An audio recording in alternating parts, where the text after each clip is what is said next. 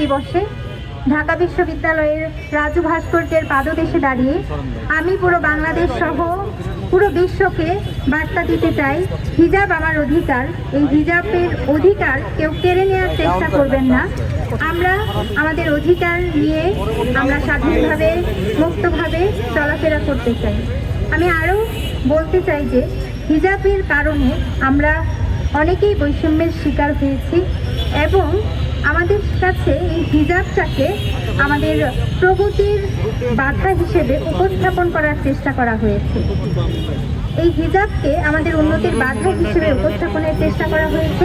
আমরা দেখতে পেয়েছি বিভিন্ন নিয়োগ পরীক্ষায়, বিভিন্ন শিক্ষা প্রতিষ্ঠানে ভর্তি পরীক্ষায় কিভাবে হিজাবকে এবং নিকাবকে তারা বরদাস্ত করেছে, বাদ দিয়ে দেওয়ার চেষ্টা করেছে। তাদের এই যে অপচেষ্টার মাধ্যমে আমাদের অধিকারে যেমন হস্তক্ষেপ করেছে, তেমনইভাবে তারা একটি নোংরামি করেছে। এটা প্রমাণিত করা যে যারা হিজাব মেনটেন করে, নিকাব মেনটেন করে, তাদের কোনো যোগ্যতা নেই এখানে আসার বা এখানে কাজ করার।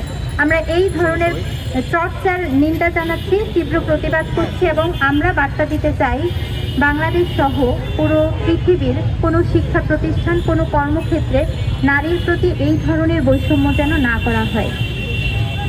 আমরা আরও বলতে চাই এই হিজাবি নারী যারা আছে তাদেরকে যেন পর্যাপ্ত সুযোগ দেওয়া হয়, তারা যেন তাদের যোগ্যতার বিকাশ করতে পারে এবং এই পর্যন্ত যারা নির্যাতিত হয়েছে, নিপীড়িত হয়েছে, আমরা প্রত্যেকটি ঘটনার বিচার চাইছি, প্রত্যেকটি ঘটনার নিন্দা জানাচ্ছি এবং এই ধরনের অপসংস্কৃতি, অপপ্রচার যেন আর প্র্যাকটিস না হয় এই দেশে, সেজন্য আমি সর্বমহলকে আহ্বান জানাচ্ছি।